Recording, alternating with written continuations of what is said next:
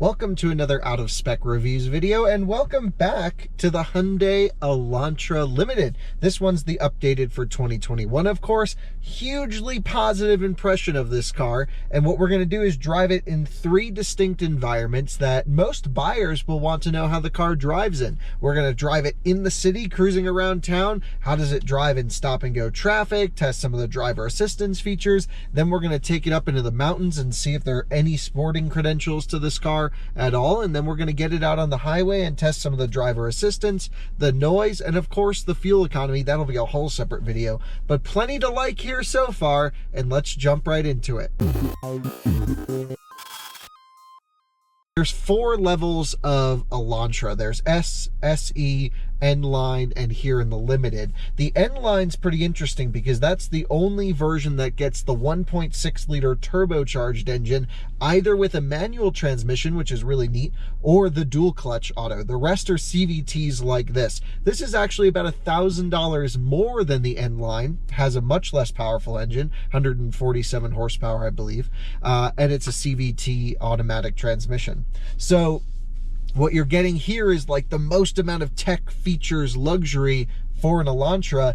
Even with that said, it's still 25 grand, or this particular one's 26.6 after destination and delivery. It has one option. There's really no options. They come in trims, and that is the carpeted floor mats at $155. I would totally get that. It's nice to have carpeted floor mats, but it's a $26,600 car that feels arguably 40K plus to me sitting in here.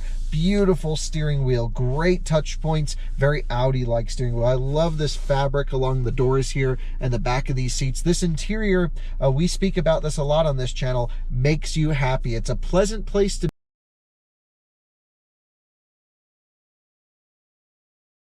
Instrument cluster, everything is digital, gorgeous displays. This thing has so much technology, and the price is just beyond reasonable. If anything, it's a bargain. They should charge more for this car. Very rarely are we saying that these days. So let's put it in drive and go for a drive around the city. What we're going to do to start, though, is we're going to make sure we are in normal driving mode, and we're going to turn auto hold on. Now, we'll talk about that in a little bit as well. There are three main driving modes on this car. You have normal, sport, and smart. And I like this smart mode. A lot of cars are getting this these days because it means you just kind of put it in smart and then the car will adapt to your driving. It basically says, well, how hard are you pushing the accelerator pedal, driving the car aggressively? Should we keep you in more of an eco setting, or should we bump you into the sporty mode? And so 99% of the time you're going to be driving normally, the car is going to be in normal mode, and then when you push it hard, it'll automatically switch into sport. You won't have to do anything, because actually the sport mode does make a pretty big difference in this car, so it's nice that it can just automatically switch into that mode for you.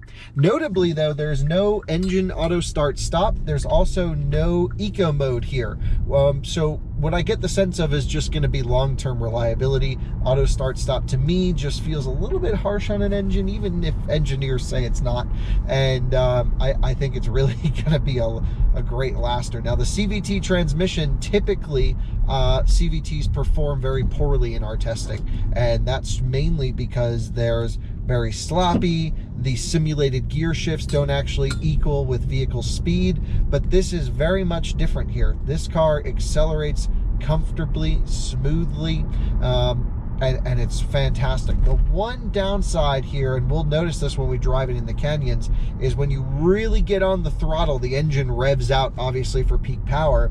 It's just that this 2-liter naturally aspirated engine sounds really unrefined and very unpleasant at high RPMs. So I think if there has to be one, true strong negative about this particular car is the engine grumbliness, the agricultural sound at 4,000 RPM plus. For the most part though, it has really good low-end torque, and it never revs above 2,500, maybe even if that, just driving around normally. At low RPMs, sounds sophisticated, very nice sounding engine. at low engine speeds. Brake pedal is firm, responsive, feels great, no issues there. When you come to a stoplight, I mentioned I would talk about auto hold. When you're sitting at a stoplight, if you select the auto hold functionality, it will keep the brakes locked on and you don't actually have to touch the brake pedal. It'll just keep the pedal on for you, which is fantastic. Yeah, really comfortable in stop and go traffic, quiet cabin. Overall in the city, great place to be. The car itself is quite small. It means it's very easy to maneuver and position. And I guess now that we're at some open road, I can give you an impression of that engine sound at high RPM. So foot down. Just sounds a little rough. And that I would just avoid hard accelerations in this particular car, unless you have to merge up. And I think for the most part, this is not the performance version of the Elantra. That's going to be the N line. I don't see that as being a big issue, but big enough for me to bring up. Now, there's a couple great features that help you around town here. First off, you have blind spot monitoring, so it'll let you know if a car's in its blind spot, but it also will let you know if you're about to open the door and someone's driving up. It'll blink at you and beep and say, hey, don't open the door. Also, one of my favorite features, because I'm one of those that ends up checking my email in the Starbucks drive-thru and I annoy everyone behind me. I feel really bad about it. I try not to do it, but it happens. If the car in front of you starts to pull away, it will come up and ding at you and say, hey, the vehicle in front has left. Time to get going, buddy. And I think that's one of the best features of any car. You get an audible warning, vehicle in front's moving, and then you can accelerate. Really great functionality there, and I think that might be one of the best features. In this particular car, we have two USB-C ports and, USB-A ports, excuse me, and the 12-volt outlet here. I wish this car had USB-C ports. That's, I think, a big miss on this particular one. Cruising around the city, you can see approaching, comfortable, pleasant, nice sunroof in this particular one in the limited model.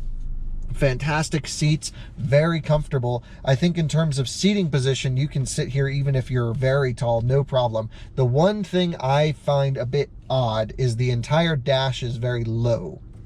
So when I'm sitting here, I feel like I'm sitting very high in the car. Some people will really appreciate this because you can see right up over the hood, you can see everything around you, which is a positive. And for me, though, I like to sit cocooned inside of a car all the way down. So yeah, probably not that big of a deal, more personal preference, but the seat does not seem to go low enough for me, and I just feel a bit exposed, like my knees have nowhere to go and I'm not locked in a cockpit. But that's okay. Very, very happy feeling car. My Model 3 that I drive, that's my personal car, is a Tesla Model 3, is sort of like this, so it wouldn't stop me from buying one. It's just, you know, something that I'm like, when I'm in a cocoon feeling, I'm like, oh, that's kind of nice when you're locked in low. But great car to drive around town, and no complaints in the city. Would make for a fantastic Uber. Rear vent check. Is there rear vents? No, does not pass the rear vent check. And has vents underneath the seat, though. I can feel them going, and that it does not pass the Uber score. So what, you know, if you have to take an Uber, a lot of these vehicles, I've been in Elantras that on Ubers quite often, actually, like a disproportional amount of Elantras, and for Uber rides. And yeah, no air vents in the second row makes riding pretty miserable in hot climates. So that's something to consider if you were thinking about this car for rideshare. Of course, you'll be up front and very comfortable. As we move on to more suburban and outside of city center, but still quite low speed roads, we get a sense, you know, around 40, 45 miles an hour, that couple things going on here. Engine speed is very low. Because of that CVT, it can really run low RPM, which helps with keeping a refined and quiet experience. It's not quiet because the engine's quiet, it's just not having to run at very high RPM. We'll see if that affects it on the highway yet. I haven't taken the car on the highway at all. I am noticing quite a bit of road noise coming through the cabin, almost like there's not very much sound deadening here, and I'm really starting to pick this up around 45 miles an hour. There's also an interesting situation going on here where when you're decelerating from any kind of speed, let's say above 20 miles an hour, the engine RPMs don't just go to idle. It basically, because it's CVT, it can change continuously, of course, but it chooses about 1400 or 1300 RPM target when you're just coasting down. It holds the revs up quite high. One, it's a little bit unnerving, slowing down. It's doing it right now. But also, it could just be that it's this particular car and it's a media vehicle that's had hard use, but it really kind of makes an unpleasant little bit of grumbling noise, and it's a resonance point inside the drivetrain where it's targeted for this RPM slowdown. So you really sound like, why is the engine making that noise when you're slowing down? It's very subtle, probably something you wouldn't experience unless you have, you know, music off and you're really paying attention. But I felt for such a refined driving experience at low speed, this is a very uncharacteristic quality of the drivetrain when you're slowing down. So that's kind of interesting. Suspension feel we can start to judge now, and it's quite firm. You know, around town it soaked up the big bumps with ease, but I'm really getting a lot of the smaller vibrations and undulations coming in. The car does not seem very stiff when I do a little bit of a lane change type maneuver, or really quick on the steering wheel. I can feel the body motions, so I'm not sure why it needs to be so stiff if the car's body motions aren't that controlled well. Again, we're talking with very little stuff, but not to say it's uncomfortable. I'm sure the N-Line version of this car is much more uncomfortable. But for this class of vehicle, I would say it's a little bit rougher than others that I have tested. And yeah, good mid-range torque here. Look, foot's pretty far down, 3,000, 3,500 RPM, 4,000 upshift. That's pretty nice, gotta say. Like this engine quite a bit. But yeah, let's hit the canyons now, see how this car drives in a dynamic driving environment, and then of course we'll take it on the highway after that.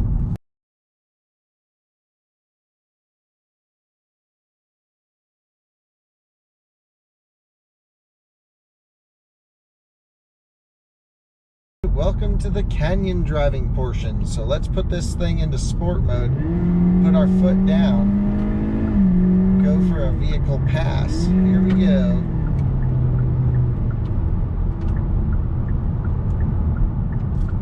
Say thank you. And now it's time to drive the Elantra in quite a sporting environment. Now I'm going to leave it in drive just for now. Actually, you know what I'm going to do? I'm going to pull it over into the S driving mode, which is sort of its sport tuning on top of the sport mode. So you have a separate transmission, sport and normal, versus normal, the driving mode. Here we go.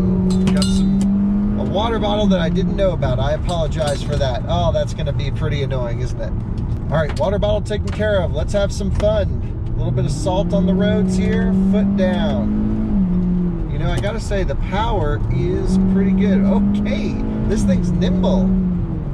So I'm instantly not liking the sport tuning on the CVT. It's constantly revving out as soon as I let off. Even in the full sport mode, it is dropping the revs. Look, let off and we're instantly at 2,500 RPM. So let's jump into the manual position. The shifter is the wrong direction. You pull back to downshift and push forward to upshift. Got to use a lot of revs in this particular car, and that's mainly because naturally aspirated engine, no turbocharger, and 147 peak horsepower. Comes on quite high as well.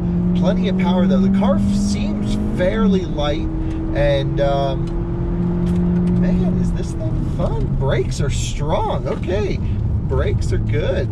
So now we're trying some of that mid-range torque in third gear. There's none. Need to keep the revs just pegged the whole time to have fun in this thing. Power on out of the corner. No sense of torque steer.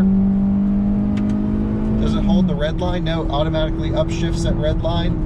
Coming into the tight stuff.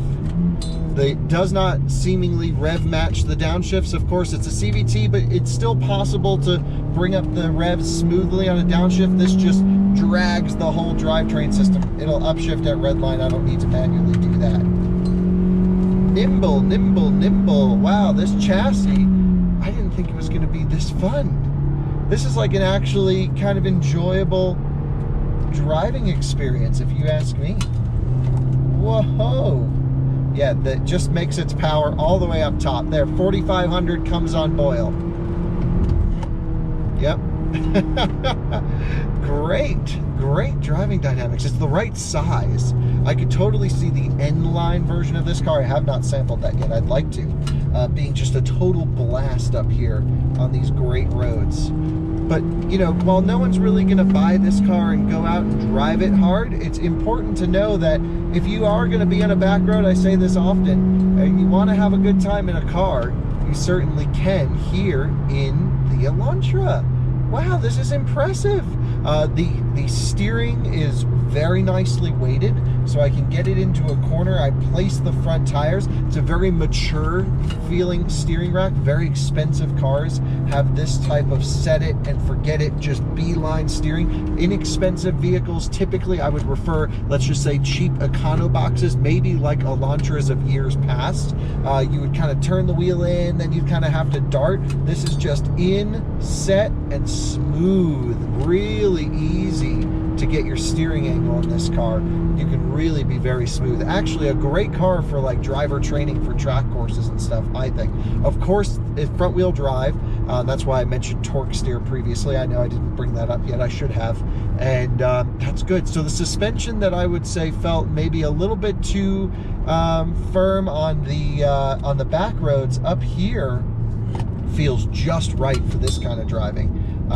If anything, I will take the compromise in the city of a little bit of a harsher ride quality for definitely this awesome driving characteristic up here. So totally worth the trade-off, we have found, because this has got to be one of the best handling cars in its class.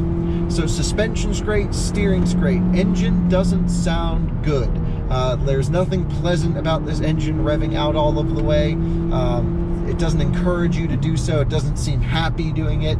Certainly doesn't feel like I'm working it or overstressing it. But it just isn't encouraging me to get more and more revs. If anything, right around here at 2,500 RPM or so, somewhere in this region, it feels the happiest. Even at wide open throttle at 3,000 RPM, let's drop it a gear. Yeah, not bad though. The power is a bit lacking up here at altitude. But do you need any more? Probably not.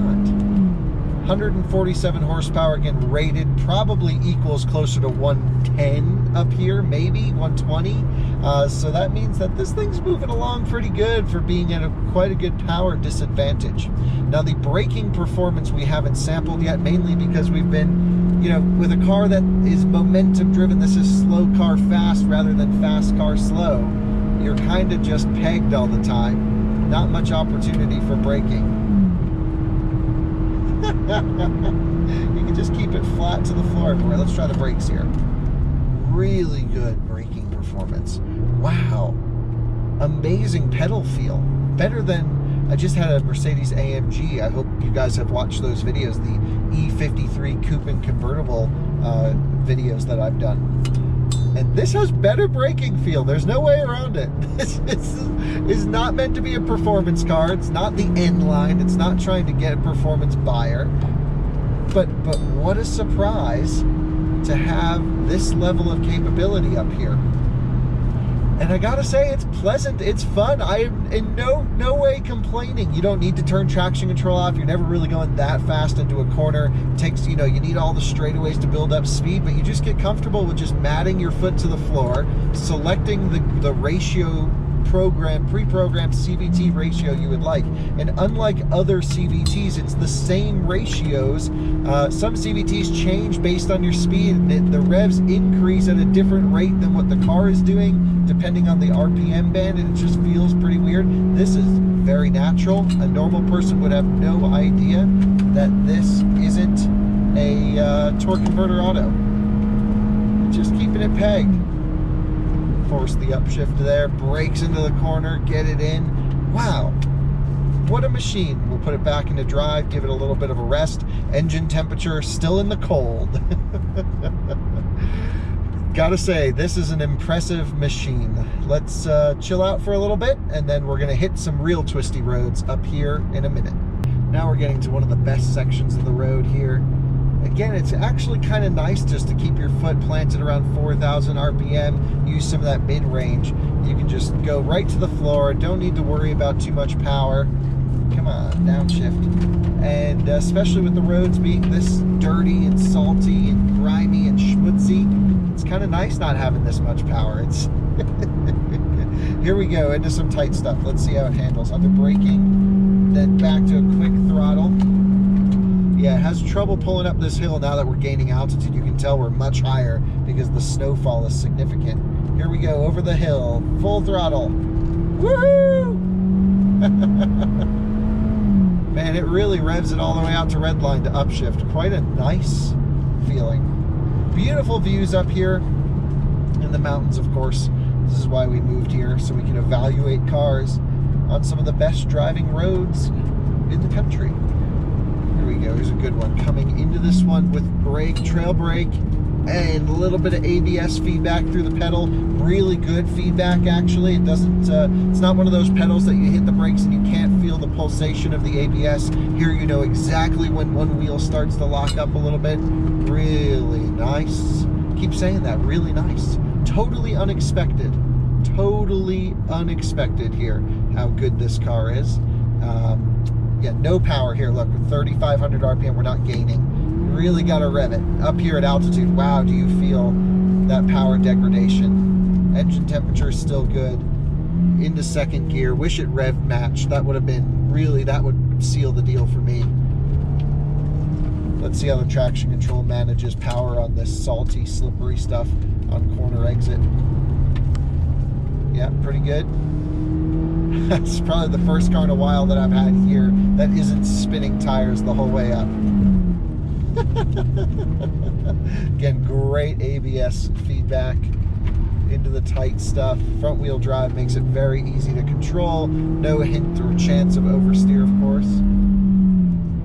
Sounds good when you get off throttle, actually, when you get into the back pressure. It doesn't, the revs don't either increase or drop too much. A lot of CVTs, when you're on hard throttle and let off, the revs actually increase, which is such a weird sensation. Here we are up top, and we should be greeted with gorgeous views, and of course we are, as always, at the top of the hill. Wow, especially gorgeous today with the sun going down.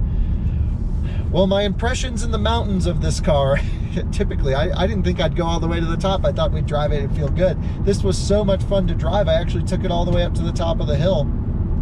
Says a lot for this car because for its intended use of being a daily driver, more of a commuter type vehicle, it's very good. The technology, again, that we mentioned in the walk around video, that's why people are buying this car, for the features, the feelings. This isn't really going to be someone's enthusiast driving car. However, if you're into cars, or if you occasionally drive this car, like if you're buying it for your daughter or son, or maybe your girlfriend or wife or husband, and you happen to be the one who's into cars and kind of want to have some fun once in a while with their car, this is a great suggestion, because you can really take this thing out and certainly enjoy a drive.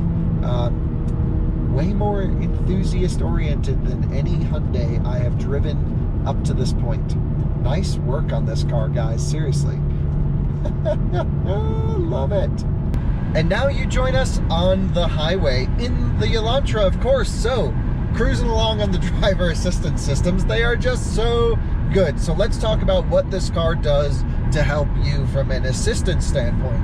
Well, first off, you have a base layer of safety features that will do, you know, forward collision warning, etc.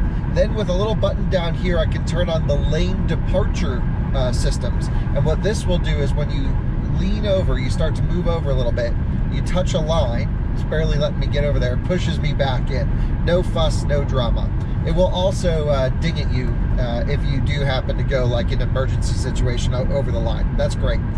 Then there's adaptive cruise control, which is pretty standard. There is 4 levels of distance, 1, 2, 3, and 4, of course. I like to drive on 1. Keeps a very reasonable distance to the car in front on 1. Not too close, but not too far away where like in traffic people will be cutting in. That's good. Then you have active steering. Now, active steering in Hyundai Kia products is so cool because they allow you to use the lane centering separate from the adaptive cruise control system, which means you can just keep this system on all the time, which is a huge benefit, and drive around back roads and it will just actively steer you around, and you're controlling gas and brake. Love that feature.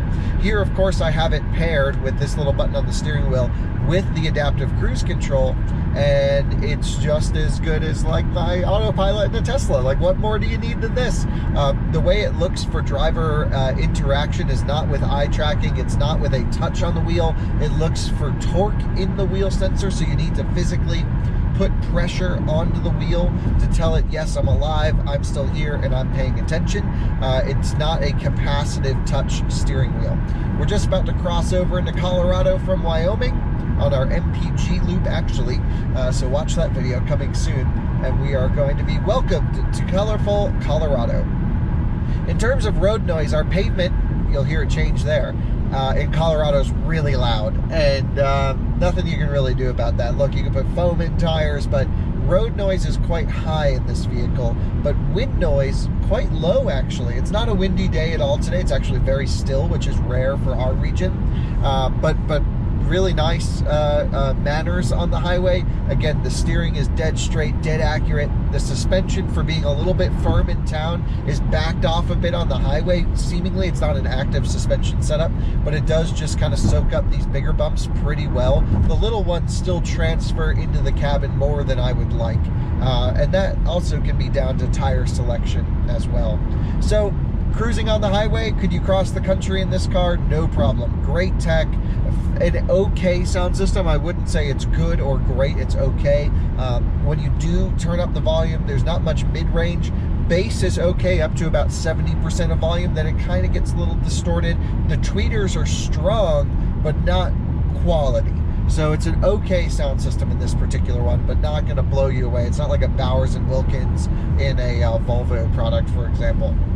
But again, for the price point, $26,600, it's all there, it's all good. Nothing's really bad about this car, which is really the main point of this video, is it's like, it does everything a little bit better than it deserves to do, which is really a true hallmark of this car. And for the price, it just gets so much feature, so much capability, and so much comfort, I think. So, thanks so much for watching another Out of Spec Reviews video. I think the last thing we need to do is to see what happens when you don't put your hands on the steering wheel.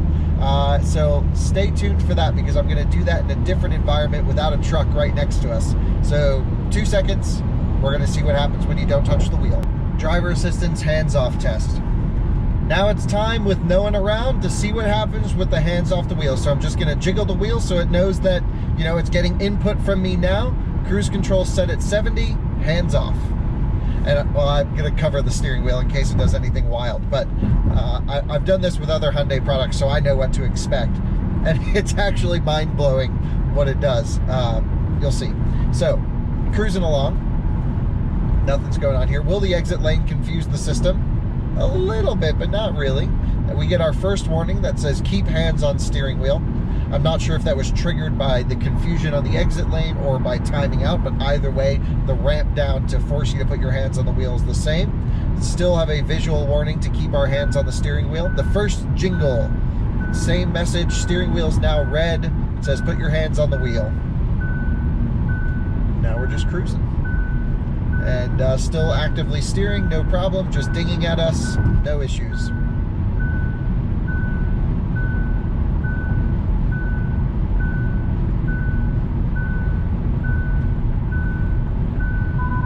Now it says highway driving assist canceled. It's letting us crash into this lane, and then lane departure warning just kicked on and pushed us over, which is great. So now it's just completely shut off. Adaptive cruise control is working fine. It's just ping-ponging between the lanes, and then I can just actively turn active steering back on. Now we're actively lane centering. Now I do need to change lanes to get back up to 70 miles per hour for our highway efficiency test. There we go. And I don't like to draft trucks, but you can see it's actually quite dangerous, I think, because it's impressive how Hyundai has just ignored any kind of alternative way of alerting the driver. If you watch our Volkswagen ID4 video, or I think even the Audi video, the A6 All-Road that we've recently done. We do these tests to show, you know, what does the car do to get your attention? And in the Audi, for example, and Porsche Taycan and other Volkswagen Audi Group products, it yanks the seatbelt to like where you can barely breathe, and it's like, dude, pay attention. And it starts slamming on the brakes, and it does this brake pulsation that pretty much warps your rotors, but gets you awake in an emergency if you fall asleep. That could save your life, absolutely.